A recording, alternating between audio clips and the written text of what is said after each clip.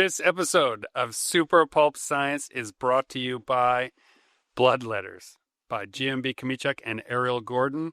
Blood Letters is an artifact from the future, a jumbled archive of robots, soldiers, dot matrix printouts, ID cards, propaganda posters, photos, maps, and letters.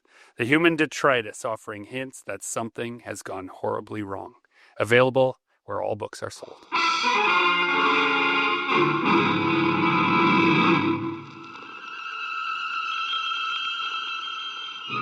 Attention, citizens. It's time for Super Pulp Science. This is Super Pulp Science, where we talk about how genre gets made. Now, I have it on good authority, dear listener, from producer extraordinaire Dan Vadeboncoeur, who prepped, recorded, and released the last episode without me, that my long-suffering co-host, who is currently absent, but will arrive later, butchered both the opening and the closing of the last butchered. podcast. I did not use the word butchered. I'll use that word in lieu of the less kind words you use. And I just want to say that made me feel good to know that a few things didn't work without me. He can't seem to quite get the handle on where we talk about how genre gets made. He just says where genre gets made, which is also true. I mean, we do make genre things here. Yeah. But anyway, no worries. Dear listener, there's been so much going on in and around the studio. As well, you know from last episode, we spent a week in San Diego at the San Diego Comic-Con. I won't belabor too much about that until Lyndon is back for us to talk about some of the adventures that he and I had on the rooftops in and around San Diego. But related to stuff happening in and around the studio, I said to Dan as you walked in, I said, there's so much going on, all of them good, but all at once, it's almost too much. And there's a problem that I see commonly with people who are in creative aspects, creative fields, where the feast or famine of how the job works means you're constantly searching for cool projects, good projects, things that excite you, things that make you interested, which then drives the whole thing.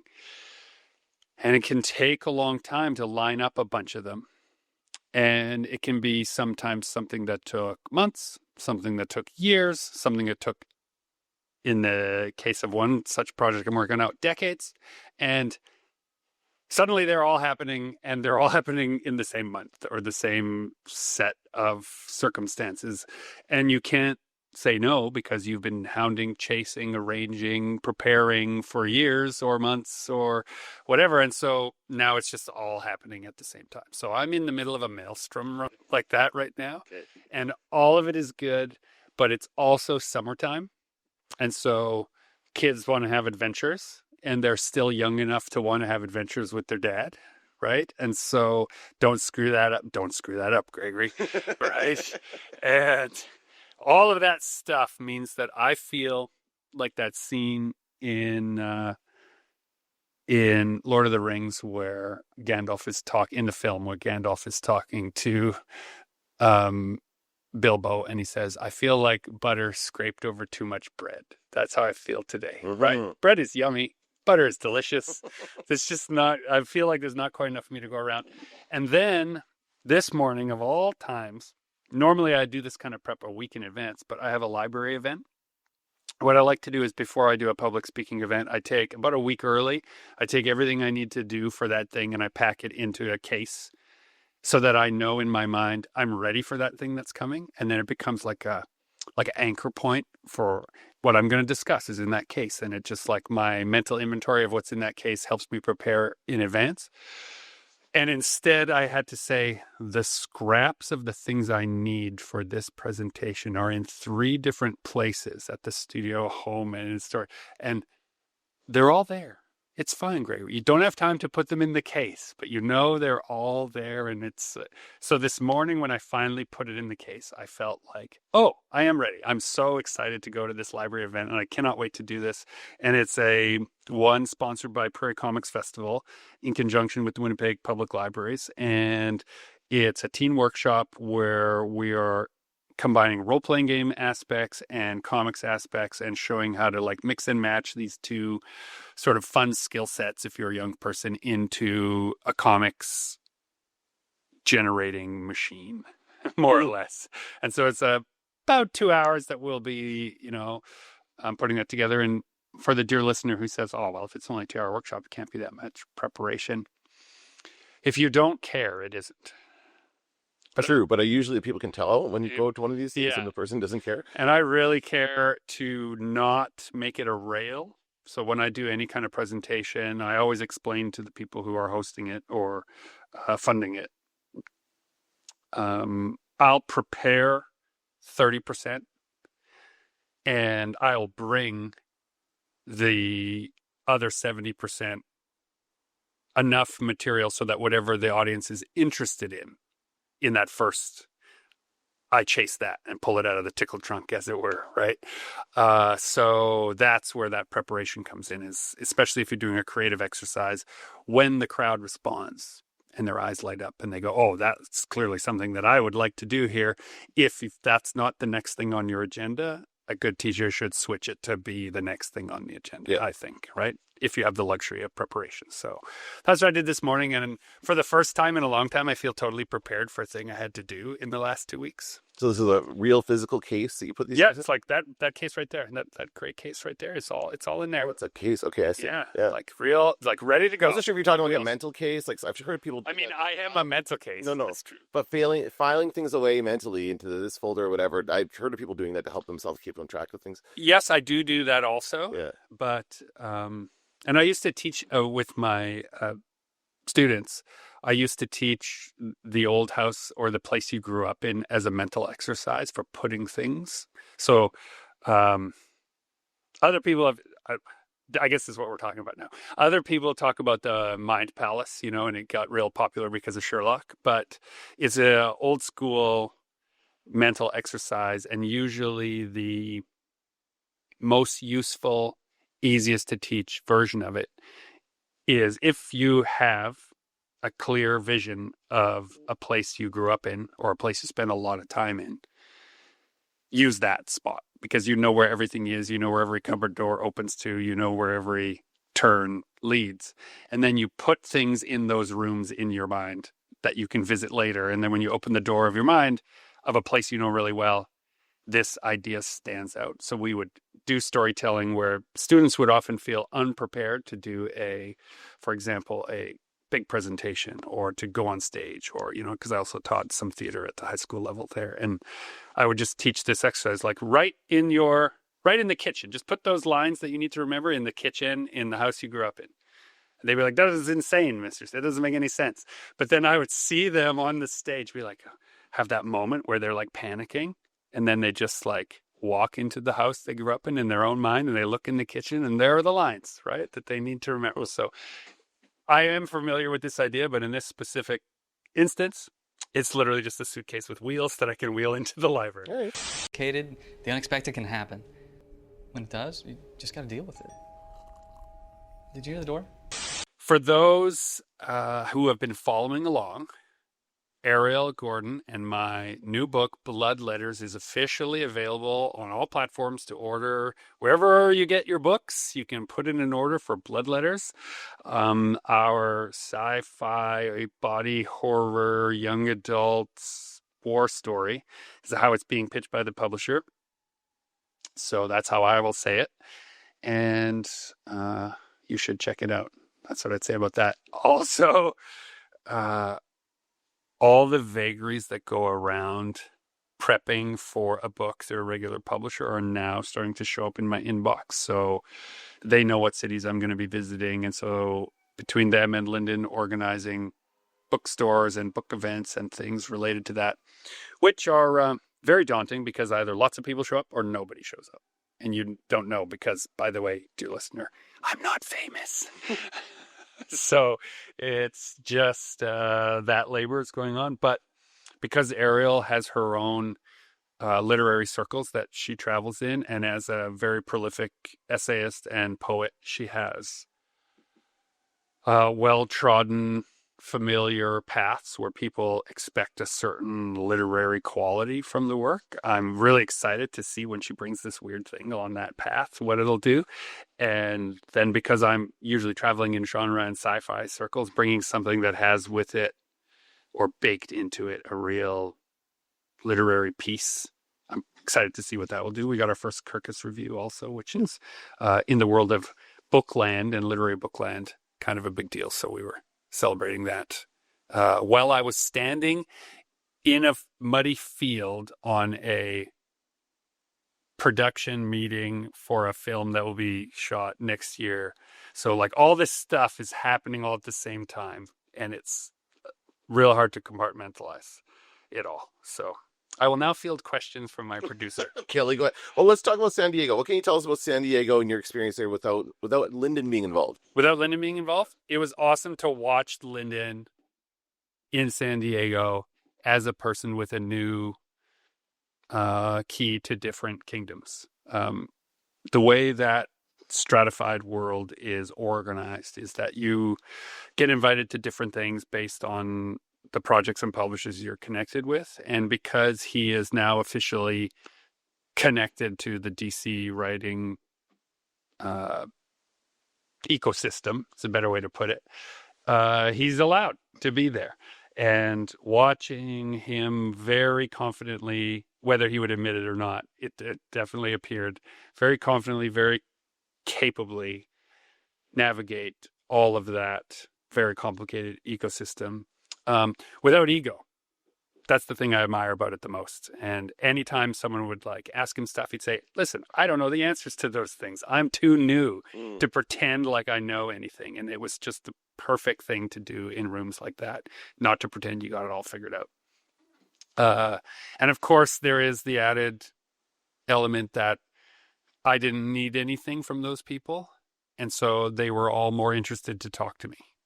It's just like how rooms like that work, right? If you're not seeking people, they see you as a person who's just being chill. They probably want to talk. Yeah, I mean, if you're not, like, they must go through their life like just being barraged by people looking to pitch them stories, and you're not in that for that reason at all. You're just there to talk about it. In another time, I did pinch myself because at another 10 years ago, I would have been like, oh my God, I'm at the VIP DC Writers Party. I should pitch stories.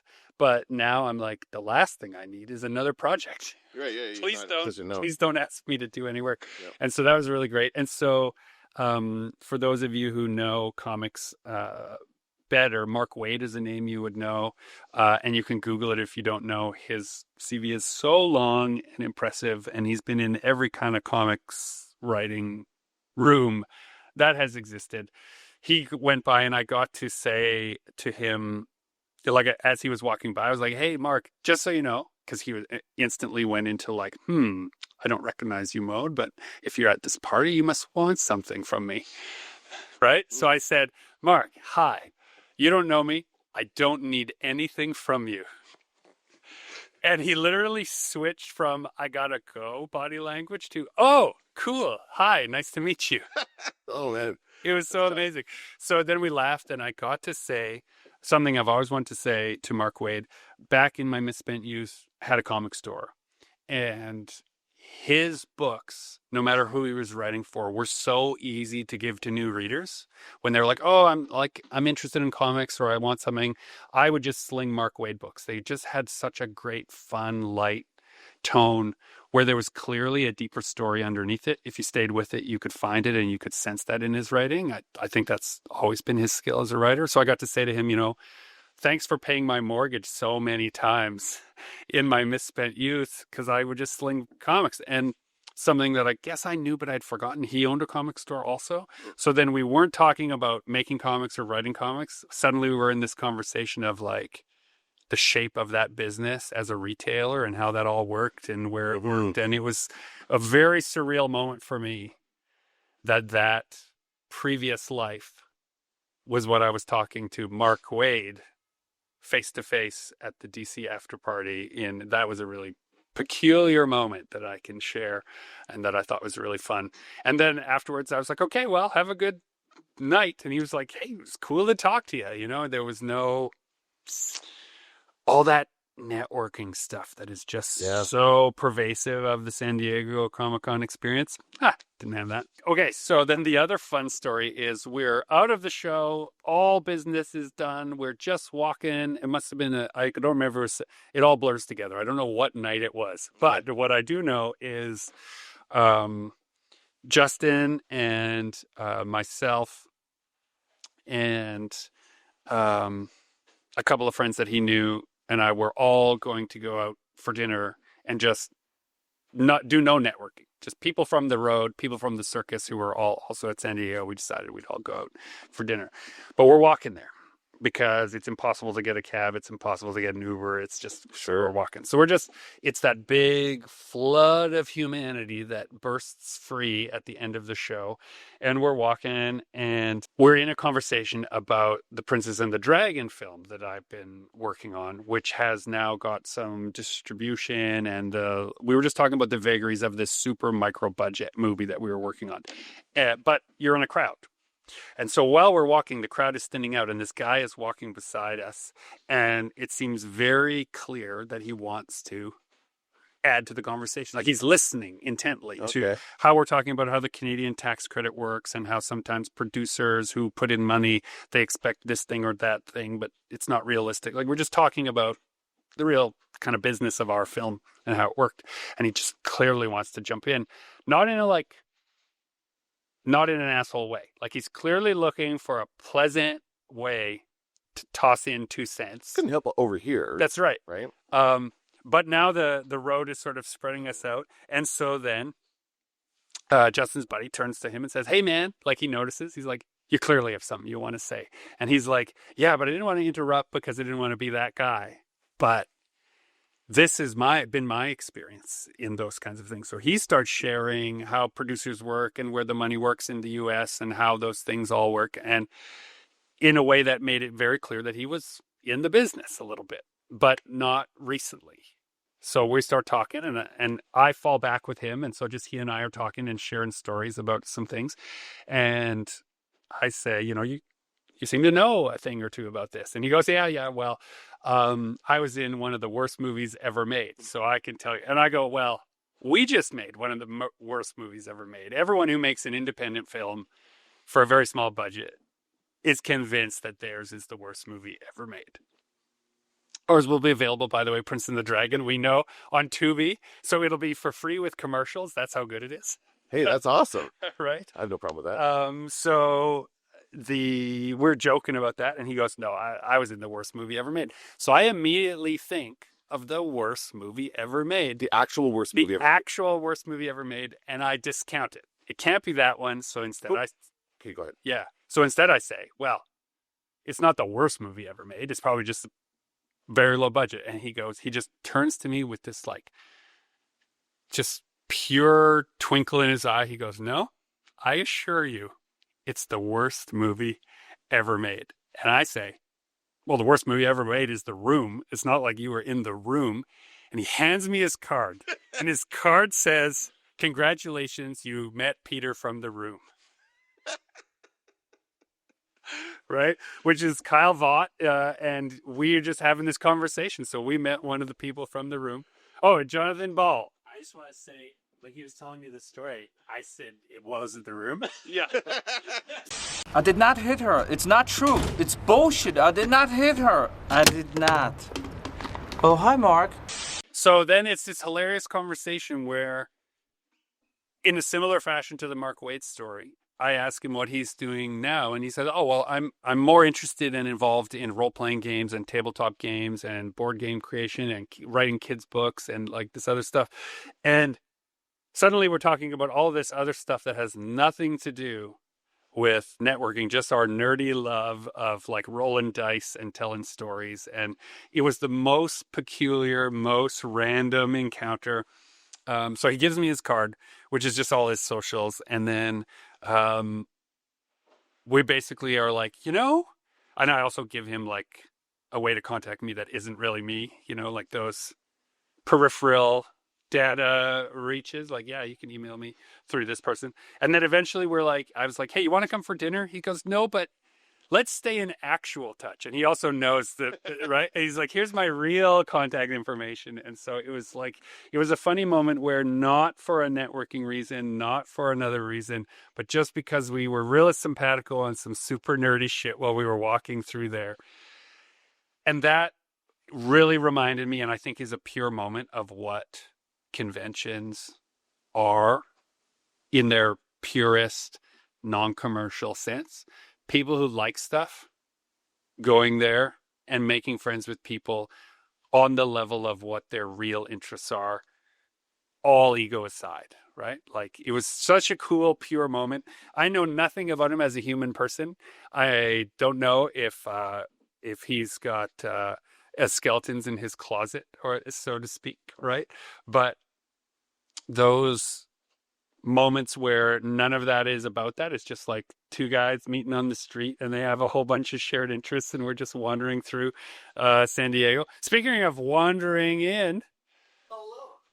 What So- is this thing there that's looking? yes, I don't know if the mic can pick up Justin's oohing and awing and jealousy of my beautiful new print case. Yeah, which I got from This Old House Revival. No, they are not a sponsor of the show, but I wish they were. Sorry, I'm late. I had swimming lessons this morning. What gives you the right to just stroll in here when you want? In the interest of full disclosure, and so that nobody who's listening to the earlier part of this recording believes that I told tales out of school, we trash talked you a little bit before you got here. The other podcast. Perfect. I was owed a couple. You were owed a couple? Couple rips, yeah. I would say that I was only going to say nice things, but Dan brought up that you need practice on the intro and outro of the show. Yeah, I think my brain turns off for that point. We're 300 plus episodes in, right? Yeah. So Greg's got this. That's what you're thinking. Well, we didn't let it go unsaid. it's like when somebody asks you to describe, what's on the wall in your kitchen, and your mind goes blank because you stare at it all the time, but Except what's on the wall in the kitchen in the house you grew up in. yeah. Tell me. Can you see it? Just cupboards. I don't know if we. What's in the cupboard? Open that cupboard in your mind's eye. Yeah. Do it. Yeah, I can see some stuff. Yeah, tell me what's in there. Well, which cupboard? There's so many cupboards. Oh, okay. Pick and describe a specific cupboard. This couldn't be more perfect because we were talking about this earlier, this exact mental exercise. So I was describing this to Darcy the other day. I had, growing up, one of those brown and tan microwaves that I think everybody had Oh, yeah. in the 80s and 90s. And above that was the triangular cereal cupboard, which was that was a frequent stop of mine. I grew up on a lot of cereal. And so there'd be we had so many kids and so many different kinds of cereal. The boxes would often be discarded. And so it'd just be a heap of bags of cereals. And so you'd have to do a bit of digging to find what you wanted. And oftentimes sometimes they were stale because they'd been in the back for too long. Yes, yeah. So it was just a triangular cupboard with just heaps of bags of cereal. Above the brown and beige Above microwave. the brown and beige microwave. Now, there's two things I want to ask you. Did the door of the microwave, did you pull it and it jumped open, or did it have a button that you pushed? I don't think it had a button. I think it had a handle. Yeah. Can you remember the noise it made when it? Oh, yeah. You're right. Yeah. So these things are. It didn't spin. This was pre-spinning. Oh, before they knew about the cold spots in the microwaves, or maybe they knew and just didn't care. Just didn't care. So what we were talking about a little bit earlier is the way in which, if you're trying to build a memory palace, don't just use the place you grew up. And you can put stuff there. So, if there was a secret idea or a very special thing you were trying to remember, Put it in the... I would tell you, open that cupboard in your mind's eye and put that thing you're trying to remember inside that cupboard amid the rustling cereal bags as a treasure to find in the back, and you'll never forget it, right? It's these things. So you can pack a lot of memories in there. My wife tells me that my ability to compartmentalize in that way may, in fact, be something I should seek therapy over, but... You use it like a superpower. Yeah, I don't know if it's super, but it is a power. I don't know if it's super. What's your post San Diego routine, recovery routine? I think I always give myself an so lucky that we have the opportunity to do this. The day or two after, like a break. Like Yeah. you don't need to get anything done, like unpack maybe, but emails go unlooked at. Any projects kind of are on hold. Like you just need to mentally and physically recover a little bit.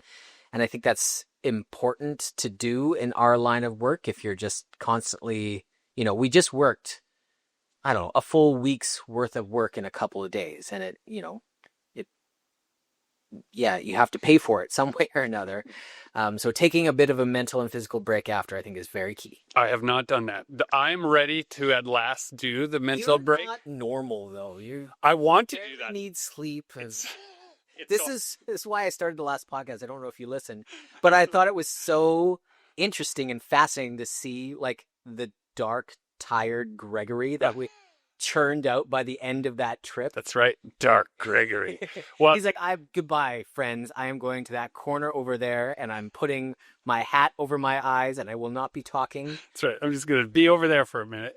Yeah, but it was also, part of that wasn't that I was tired of you guys. It's that I knew that I had no break before I had to start up all the other stuff I had to do when I got back. Yeah. Because among other things, I'm now writing for a UFO show, and then I'm working production design on 3 different films, and so And you're a family man as well. and and all that bull nonsense. So what happened was I was like, okay, in the airport, the only break I'm going to get is if I go stand over there, because as soon as I get home, I'm on. I got to do all the dad duties because Tara's been doing it nonstop while I'm gone, so I have to pick up the slack and then do all this other stuff. So it's actually now that I'm back from scouting locations out in rural Manitoba where I'm like, oh, I can pack the case for the library event and I can just go, I can finally organize my thoughts. And, it's weird because I actually feel like San Diego was yesterday. Like that's how little. You thinking you can have a break now? I hear like Murphy's Law and the universe, like chuckling down the hall. I know. Something's about to happen. My inbox is filling up with horrible requests. Yeah, that's usually when actually it's those moments. It's important to mention, I think. It's usually those moments when real life also comes knocking. It's like just when you think you can relax, something bad happens or something good happens, but it requires your complete attention away from all that stuff. And it was really nice. I have to be a little bit vague about it because one of the films I'm looking at is in production. There's some serious NDAs related to it. Shouldn't even mention the director that I was with, like that kind of nonsense. It's not that big of a deal, dear listener. They're people I know well and they're my friends. But now that it's officially in production, there are sort of rules related to it. So it's not. Don't make it seem it's not that big a deal. But and part of that too, like it's still taking form. It's still like the shape isn't concrete yet, and so you don't want to talk about it too much. Yeah. Get people like excited about excited for the wrong reason, and then it turns into something else. That's right. So it's in part to like save you the eventual viewer from disappointment or absolutely. And in the car ride, we were talking about that. Me and Director X were talking about how like one of the reasons why you can't shout from the rooftops anything until day one of shooting is that it could all go away in an instant. It can still, there are so many things beyond you. So instead, what we did was we just enjoyed being in our rubber boots, looking at bog churches sunk in the rural Manitoba. Like it was just so cool to be out looking at stuff in your own province and like traipsing all over the grid roads and just. Do you feel like a kid again a little bit, just wandering through the woods, finding abandoned buildings and wandering through them? So while we were on the drive out, one of the discussions was, hey, as a result of where we're going to be, we're in rural areas and you never know where the land ends and who owns what. It's really important that if we have to knock on the doors of the people, we're going to have to talk to strangers, right? Are you okay with that? Which is a pretty common discussion among city people. But for you and I who grew up rurally, like, yeah, of course. Like I went mushroom picking. The only way to go mushroom picking is to knock on that farmer's door and be like, hey, by the way, 3 dudes are going to be traipsing through your back 40 for a while. Is that okay? And usually by the way, dear listener, the bounty, you usually have to pay some fealty. So it's usually 1 bag of mushrooms to the owner, and then you can take whatever else you're going to carry. Hi. Can I help you? Yeah, can I have a dozen red roses, please? Oh, hi, Johnny. I didn't know it was you. Here you go. That's me. How much is it? It'll be $18. Here you go. Keep the change. Hi, doggy. You're my favorite customer. Thanks a lot. Bye. So like that was the best fun. It was like knowing that we were going to be in the middle of nowhere. We're going to meet some randos and they're going to be locals who say, oh, what you're really looking for if you want that abandoned look is this place that's down past the old tree and then turn left at the dog. And they're like, I'll just jump in the truck. We'll show you. You need to go to the woodsman's cabin. That's right. Yeah. So it's that kind of stuff. And it was so fun.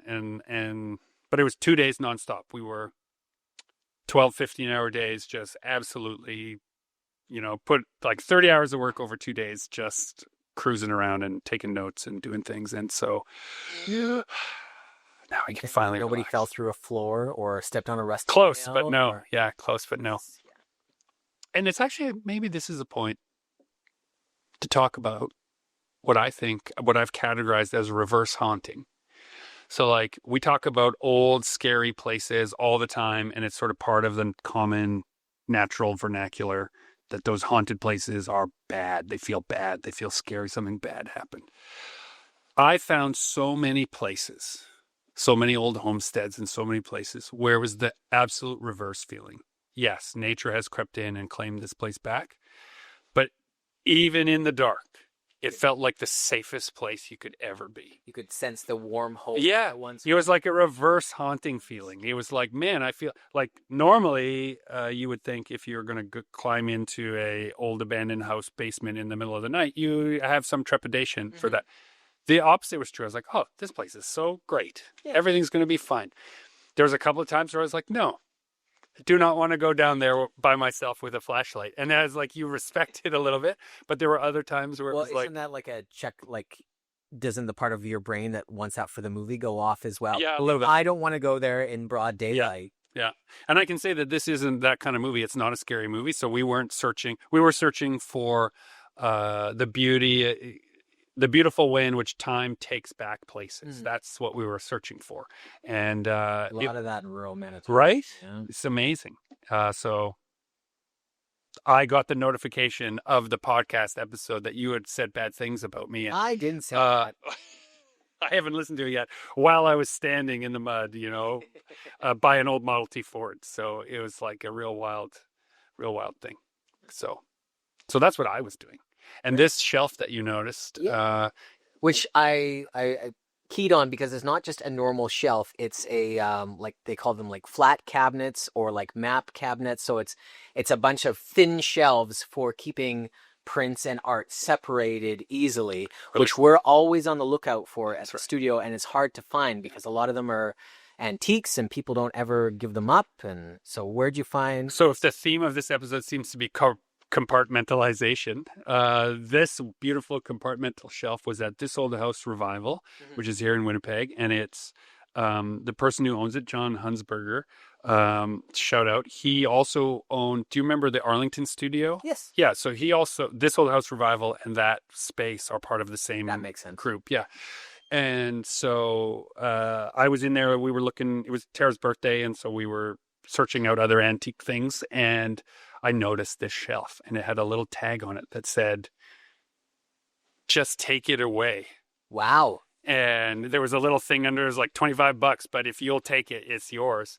And it is quite large. My next question was going to be how you got it here. Well, dear listeners, there are some of you that know this, the curse of the person with a truck. So I called everyone I knew who had a truck, and one of them answered the clarion call, and we came with the truck and we got it out of there. And they were saying essentially like that they love it as a piece, but nobody knows what to do with it, and they can't. You know what to do. Yeah, we can't use it to display anything. What are you going to use it for? And I was like, oh well, I'm going to store my art prints in it. And of course, that launched a whole discussion with the people that work there. Which is also perfect. We need to. Our back room has become a little cluttered. Yeah. And this Purge. range, we have to gut at least a little bit of it. And I'm sure in that we'll probably lose a couple things. So there's We'll get two a little- huge steel things that I have the prints on now. I'm going to compress those, slide them over, fill those with books, fit this in that space. Perfect. And it's going to be gold. Yeah, because we also have Welcome to our staff meeting, dear listeners.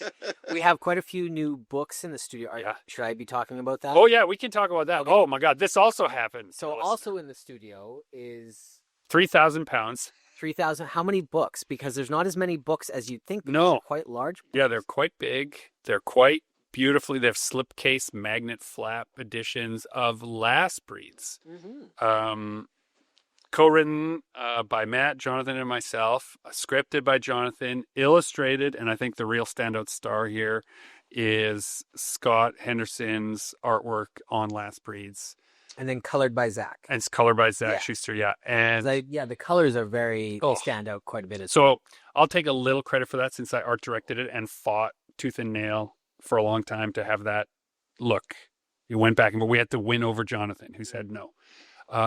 But He wanted a more traditional colored look. well, that's often what people think is a good idea. No, I don't want you to pop on, Jonathan. We have a whole episode talking about you. We're going to talk about you instead. No, so we have those were delivered, and why are they here? We're working with a U.S. publisher, Gungnir, Who was at San Diego. who was at San Diego, and that was a real cool Kept thing. popping up at the booth. So a lot of the social media shots of the Last Breeds has Chasing Artwork booth. I know, all in the background. I did that on purpose. We were going to shoot the other way, and I said, no, make sure those shots show off. I won't wear just- my lanyard, but as long as you get my booth in the back of your social media posts. That's true.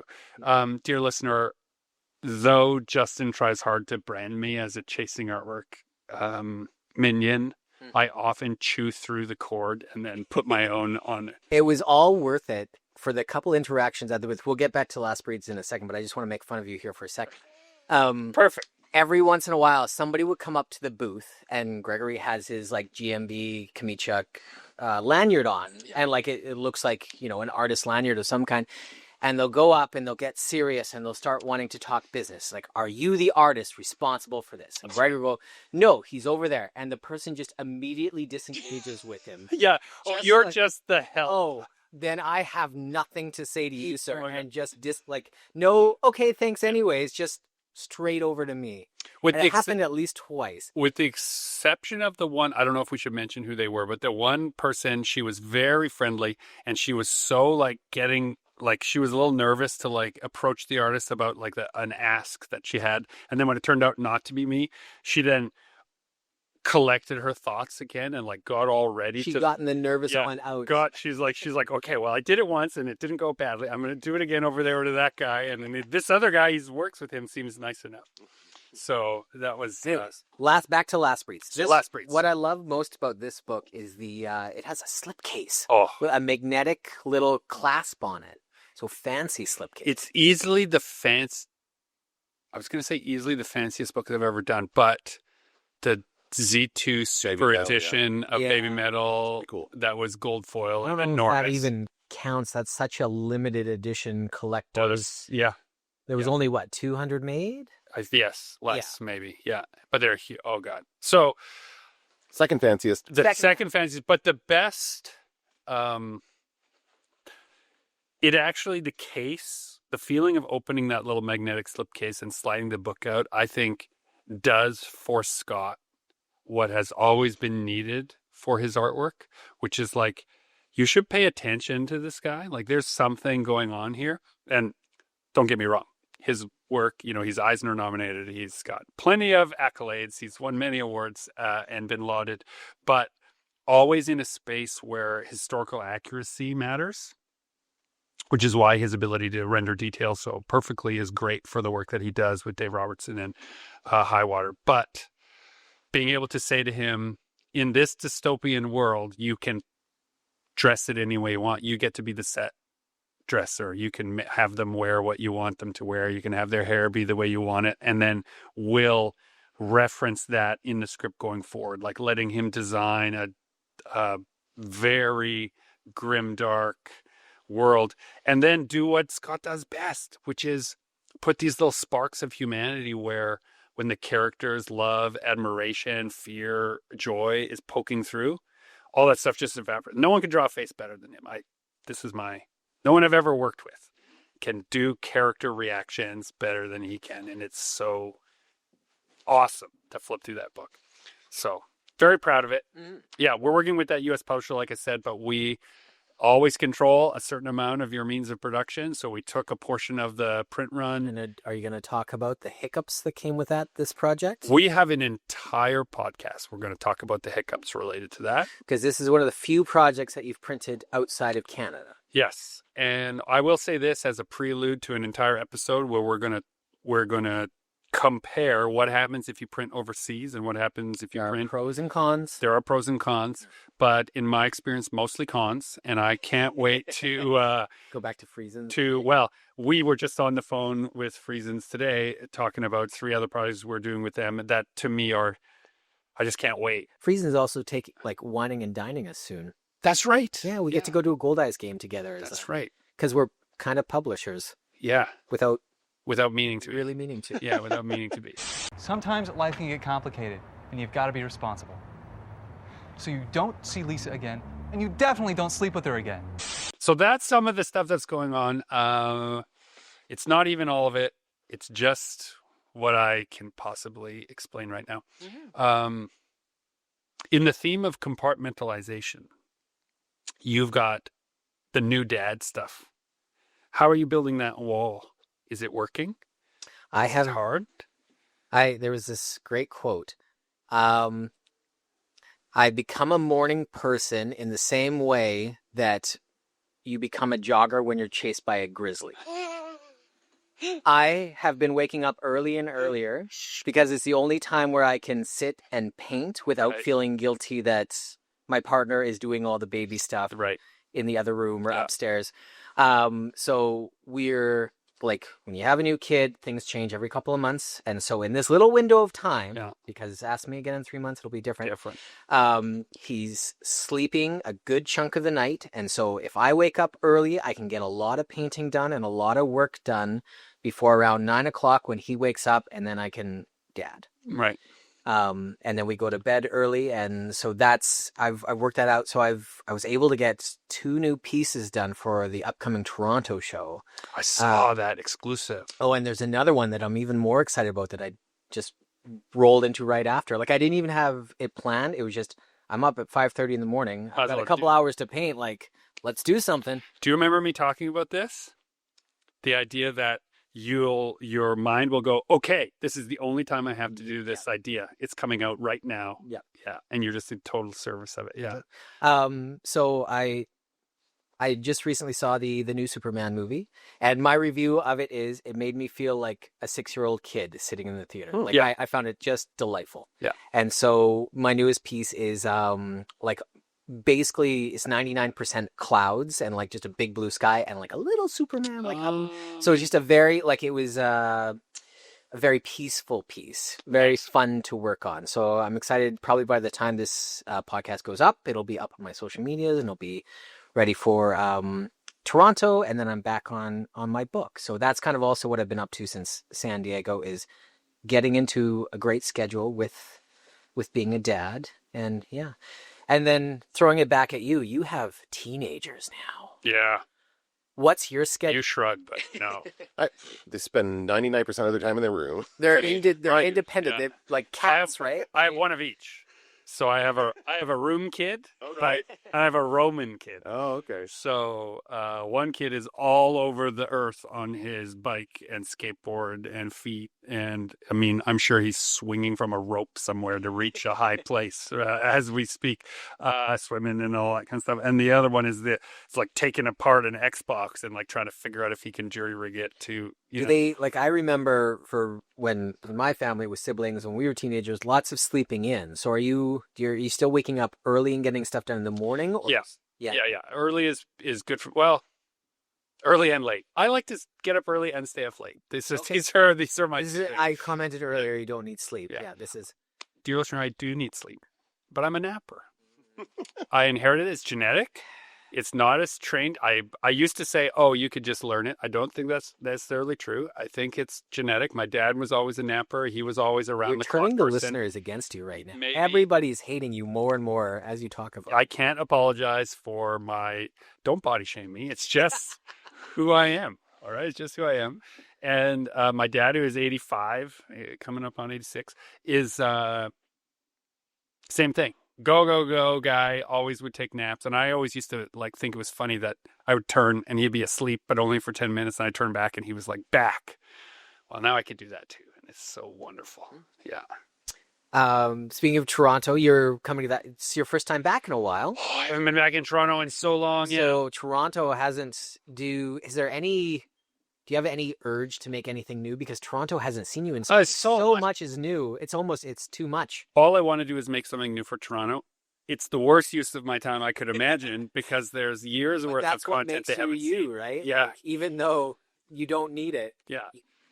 So instead, what I'm doing is I've put my Toronto urge to make new stuff into the RPG session preparation that I'm doing. So one of the things that makes me certain that my new agent is the right agent is that him and his team, I'm hosting him and his team in a Danger in the Details session. So I'm gonna run a role-playing game for him. Like, because I basically was like, we can't do business if we can't get along. So we have to get along on this same nerd level. And we were talking about all this stuff. And it turns out he DMs for his friends. And I was like, oh, then perfect. Oh, yeah. We're going to do this and we'll really know each other at the end of that session. So that's what I'm doing for my Toronto. Because Westward is out in Toronto. So we're going to do that.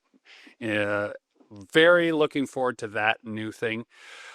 In Toronto, I'm sharing with George McHale. So they opened up a bunch of new end caps in Toronto. We talked about that quite a bit in the last podcast, pros and cons. That's right. We won't belabor that. But as a result of that, I'm only at half strength because I love a whole end cap. So we'll share it. Half an end cap. I think you'll be fine. I'll be fine, yeah. But I'm mostly just excited to be back at that show. There's so many things. There are so many things you can't possibly prepare for that usually happen as a result of being. It's similar to San Diego in that regards, right? It's easily Canada's San Diego Comic-Con. Like it's the equivalent. So in terms of compartmentalizing, sometimes you have to compartmentalize your project, your heart, if you're a parent, your inventory, right? The way you think about things, the way you organize your thoughts, your energy, all those different compartments go into this world where we make up genre things and try to put them in the world. Especially as a parent, there's so many times where you feel like I'm very motivated to work on stuff. I have the energy, but you have a baby on you, and you too bad. Yeah. So you have to I'm putting that away for now. I'm going to come back to it later. That's why you jot everything down. I got really into physical painting, like actual like painting and lacquering and physical collage during the baby phase. Our first when Leaf was born, and I would wear him, and as long as I was moving, shifting around, he would sleep perfectly. So more violent. Yeah. So I'd work on these huge collages and canvases, and just worked for me. But then I would get to like sort of express myself and also be doing the dad job at the same time.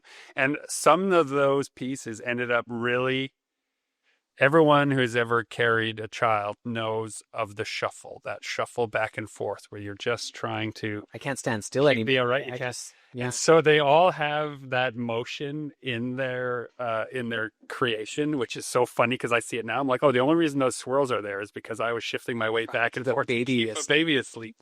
Yeah. So the world is a strange place, all packed into little boxes in our heart. Right? Yeah. Very well said. We can wrap it up. Yeah, we can wrap it up there. So, dear listener, if you are feeling overwhelmed by all the little pieces that are in your life, I would encourage you to think of a happy place. Not where everyone grew up is the best place to think about, but in my mind, a place you've been often is a great place to compartmentalize your thoughts. Walk through it again in your mind's eye and put some of the things that are precious to you in the right places there, and you'll be able to find them later.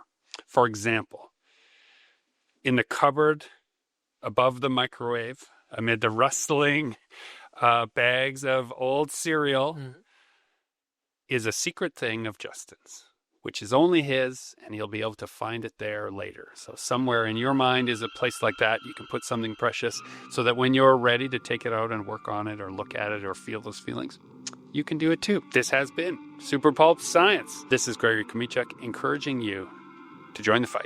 and make comics.